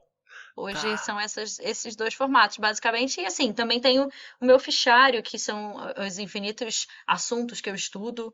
Eu leio vários livros ao mesmo tempo, eu faço um monte de curso ao mesmo tempo, eu tenho TDAH e eu gosto muito de aprender. Então, eu preferi um fichário também, que eu consigo mudar a página de lugar, colocar um antes ou depois. Então, ali também é uma espécie de diário mágico, né? Eu, por exemplo, escuto os podcasts do Diário Mágico com um papelzinho na mão, anotando, aprendendo, né? Então, são esses Que três legal. lugares, assim, onde eu divido o meu diário mágico. E pra organizar essas anotações depois, assim, e pra voltar nelas, assim, é uma coisa que você faz, assim, depois voltar nelas? E como é que faz isso? Porque acaba ocupando um espacinho. Você diz o voltar nos diários mágicos antigos, é isso? Isso. Sim, eu não tenho tantos, porque como não era uma prática diária, era uma coisa que era mais esporádica, eu tenho alguns até na prateleira em cima da minha cama, eu tenho alguns antigos, talvez uns 10 ou 15, que eu comecei lá de 2018, né? E aí esse ano eu tô mais focada em realmente fazer um diário mágico mais consistente, né? E anotando ali todas as minhas experiências e tal. Agora eu coloco datas, eu grifo com coisas importantes, mas os antigos é da mesma forma que eu tô na hora certa, no lugar certo. Na hora que eu tenho que voltar em alguma informação que tá ali, ele cai na minha cabeça aberto na página. Olha só, sim, eu sei como é que é isso, isso é muito doido. Mas e é doido como é que assim, a prática da escrita vai nos formando, né? A gente não sabe quando a gente começa a anotar, a gente não sabe quais são as informações que a gente vai precisar ou quais não são. Então a gente não bota, às vezes, data ou localização ou, né, uma ou outra coisa. Mas é esse hábito que vai fazendo com que a gente organize o nosso texto. E eu acho que uma das coisas legais, assim, do Diário Mágico é justamente, assim, organizar o nosso texto é também organizar a nossa comunicação, né? A forma como a gente se expressa para o mundo, a gente vai se tornando vai tornando o discurso mais relevante, né? Exatamente, Eu tenho essa exatamente. Eu impressão. acho que a gente mesmo tem experiências que a gente acaba esquecendo, deixando guardado, né? E quando a gente volta ali, a gente lembra, caraca, verdade, eu sei disso, né? Eu só estava escondido em algum lugar aqui que eu já nem lembrava mais. Sim, sim. Eu acho assim que quando a gente relê uma experiência que ela é muito potente, às vezes às vezes pode até ter a data, né, da experiência ali, mas a gente é transportado para um outro tipo de tempo, né? Que é quando a gente revive aquela parada e a gente vê como é que a gente estava se sentindo emocionalmente, como que, né, estavam as coisas ao redor. Às vezes a gente nem consegue localizar aquilo dele num momento específico da vida, né? A gente não consegue lembrar os outros aspectos todos, mas é como se fosse uma experiência que ela fosse circundada né, e tivesse ali iluminada, assim, né? Isso é muito doido. Justamente. E eu acho que os desenhos me ajudam muito também, porque como Ah, eu sou muito da tela mental, e ah, por isso eu desenho, sempre tive essa prática de, além da escrita, do que está escrito, eu colocar um croquis que seja, ah, aquele croquis me desperta a memória da olha. imagem que eu vivi naquele momento. Então, por exemplo, isso que eu contei aqui hoje da gotinha, foi Ah, porque eu acessei um diário mágico da época, aonde tem o desenho em que uma gota caindo na água e a água fazendo aí eu, caramba, verdade, eu vivi isso, foi falado isso para mim. ah. Então, através da imagem eu retorno muito na experiência. Nossa, que legal, tá? Eu acho que as imagens e as sensações também, as emoções, porque eu acredito muito nisso. Eu acredito que a caixa, como ela guarda tudo, com uma coisa meio em dados, esses Sim, dados, para mim, estão muito associados às emoções e às sensações, muito mais do que o significado em si, né? claro. Então, quando a gente lembra da sensação, tipo, ai, estava quente, frio, pesado, leve, ou então eu estava muito triste, ou então, como eu falei também, a minha primeira experiência foi através de uma tristeza muito grande. Eu acho que a emoção é o marcador da página ali na caixa, sabe? Naquele Aham, livro. Eu acho sim. que trabalha bastante dessa forma. Eu tenho exata a mesma impressão de que memória é algo emocional, né? Uhum. E que são as marcas da emoção que fazem com que a gente sintetize e registre aquilo dali e tudo, né? E às vezes a Raquel vira pra mim e fala assim: Ah, você tem sua memória é muito ruim, né? Aí eu, mas putz, você tá me cobrando lembrar da notícia de alguma pessoa que eu não conheço que faleceu e etc. Então, completamente irrelevante pra mim, né? Sim. Agora, se você for me perguntar de uma viagem que a gente fez ou de né, alguma coisa importante dentro de algum atendimento, eu lembro na hora e tal. Então é isso também, né? As pessoas que às vezes elas falam assim, eu sou ruim de memória. Não, não é. Você tá dessensibilizado, né? É É, seletivo na memória. é, mas é isso, né? É doido pensar essa coisa de como que registro e emoção são coisas, né, com uma relação muito, muito próxima. Sim. Eu sou formado em publicidade e era dito pra gente, né, tinha um certo autor que defende justamente isso, assim, que o aprendizado do cliente, ele não é um aprendizado intelectual, você não vai vender você não vai defender o argumento, né, racionalmente, né, a venda ela é emocional, e aí isso pra tudo, né, então Uhum. o mesmo aprendizado no livro de papel, por ter uma camada mais que é a fisicalidade, a materialidade, o toque, vai ser mais profundo do que, né, uma leitura de tela. Mas Exatamente. que doido. E uma pergunta que me vem assim, por esse trabalho com imagem, assim, às vezes você canaliza alguns símbolos, assim, já teve isso de você ver algumas coisas nessas telas mentais de ter que traduzir dessa forma? Já, mas há muito tempo eu não tenho, mas, eu tinha bastante no começo, assim, inclusive, sigilo é uma coisa que eu estudo há pouco tempo, não domino desse assunto, mas há um tempo atrás, quando eu canalizava bastante símbolos, eu ia atrás de uma amiga que entende mais do assunto para ela me ajudar a traduzir aquele negócio dali. Alguns já vêm com a informação, né? Já vinham, ó, isso aqui serve para isso. Ah, tá. Aí eu vou desenho o símbolo e sei que aquilo serve para aquilo. Algumas outras coisas, simplesmente a imagem vem, e inclusive os primeiros desenhos, se for lá no Instagram, olhar, que é o portfólio que tem na internet, né? Aham. Os primeiros desenhos eu colocava muito símbolo atrás, assim, das colagens e tal. Depois isso foi acontecendo menos e eu não vou saber te dizer por quê. Assim, talvez agora que eu tô voltando a estudar o sigilo, quem sabe, né? Essas portas estão se abrindo de novo. Mas sim, símbolos também aparecem. Ou às vezes também porque o símbolo ele é uma síntese de uma energia e como o seu canal vai abrindo, vai ficando mais refinado, você consegue acessar a energia de uma forma mais direta, sem ter que traduzir ela visualmente, né? Isso pode estar acontecendo também. Verdade, nunca tinha pensado dessa vertente, mas faz sentido.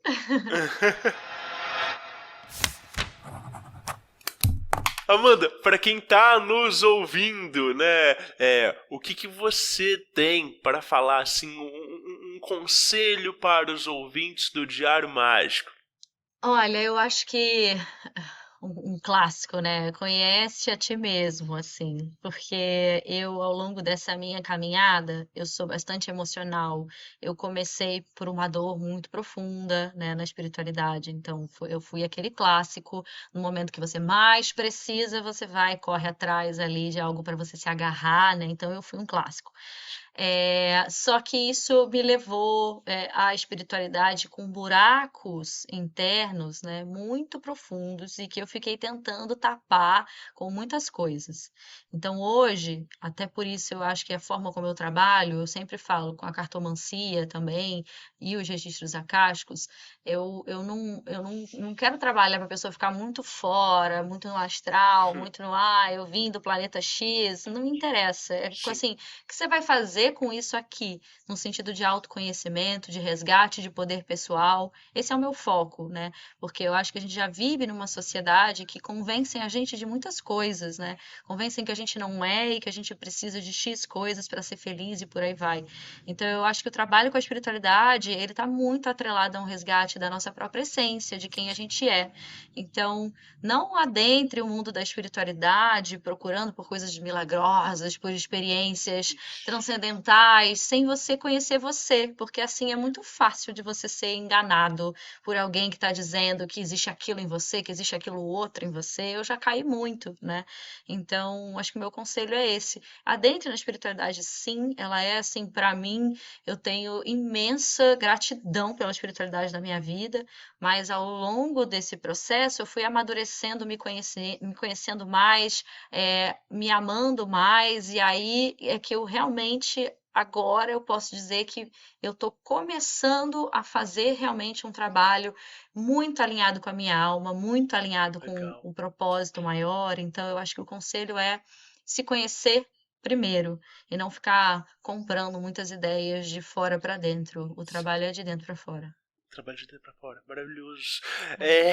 Sensacional. Querida, nossa, tantas coisas pra falar e pra pensar em cima disso que você trouxe agora. Eu acho que é isso, né? Assim, é só um comentário. Existem assim muitas linhas de abordagens políticas que têm um certo ceticismo e que desmerecem a espiritualidade como se fosse algo que aliena, né, o indivíduo do seu trabalho social. Eu acho que esse nosso papo ele diz muito mais sobre o indivíduo comprometido consigo mesmo, torna-se um sujeito útil e ativo dentro da construção social, como alguém que pode oferecer algo que ele não poderia oferecer se ele não tivesse essa dimensão de pensamento. Então eu gosto muito da perspectiva da espiritualidade enquanto formação de um sujeito mais apto e mais humano, né? E eu acho que isso política nenhuma ou autor algum consegue fazer, né? Então esse trabalho de dentro para fora é um trabalho que ele é muito difícil porque ele exige a gente pensar com as nossas próprias referências, né? Exatamente. É muito difícil, mas é muito recompensador, né? E eu acho que é o único caminho possível, eu penso assim. Eu não acho que a espiritualidade seja uma escolha, né? Eu acho que a escolha é o momento certo que a gente pode abordar aquilo dali, mas é um trabalho que todo mundo precisa fazer, né? Ninguém precisa trabalhar com isso, mas todo mundo precisa fazer o próprio trabalho, né? Com certeza. 100% de acordo, 100%. Maravilhoso! Então, bom, pro pessoal te encontrar, você falou do Instagram, né? Você deu as suas duas arrobas, avalon_amanda e avalon_amanda.art. Tem outros lugares que o pessoal pode te encontrar? Ah, não. Tem, assim, mas eu tô mais ativa realmente no Instagram. Tá. Eu também tô nessas outras redes, gente, TikTok, mas eu posto muito pouco lá. Sim. É o mesmo arroba do Instagram. E eu tenho um site também. No meu site, ele tem, assim, explicando todos esses trabalhos, inclusive para agendar atendimento. É por lá que eu indico, porque lá tem discriminado como que funciona cada trabalho, o meu trabalho de cartomancia, o meu trabalho com registros acásticos, o meu trabalho com animais de poder, que também é uma das vertentes. Então, o site é avalonamanda.com.br.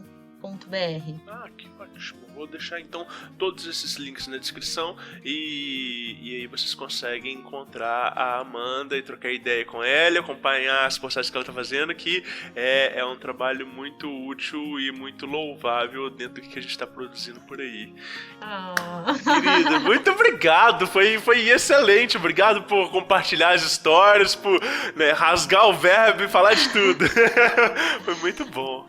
Nossa, foi incrível, incrível. Eu tava super nervosa, é a primeira vez que eu participo de um podcast, ao mesmo tempo muito honrada, muito feliz, porque eu sou admiradora demais desse trabalho aqui que vocês fazem, já falei, enfim, desde que eu encontrei você, a gente começou a fazer também o trabalho dentro do seu consultório, tá sendo outra coisa, então, assim, muita gratidão e muita honra por esse convite. Ah, maravilhoso, sensacional. Não, é o primeiro, mas não será o último. Yes!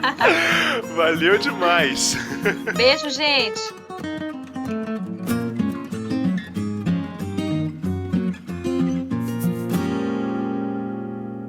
Aí sim, espero que vocês tenham gostado demais desse episódio do Diário Mágico. A Amanda é uma querida, ela foi extremamente generosa de compartilhar a história dela conosco, né, os ensinamentos, as técnicas que ela possui e... sei lá, né? Tem gente que a gente bate de cara e que flui muito bacana e a Amanda é uma dessas pessoas. Mas o Diário Mágico, ele é feito por uma equipe, eu, Rodrigo Vignoli, sou o seu apresentador de sempre e a gente tem o Guilherme Neves lá na @lefouproduções, é ele quem edita o Diário Mágico desde o episódio 0 e a gente tem também a Mariana Maia lá na @ilustramomo e... a Mari faz as artes da capa que vocês podem conferir lá na nossa galeria ou Instagram, @Diário Mágico. Se você não segue a gente lá, entra, curte, comenta e fala aí sim. Então, anote os seus resultados. LeFou Podcasts.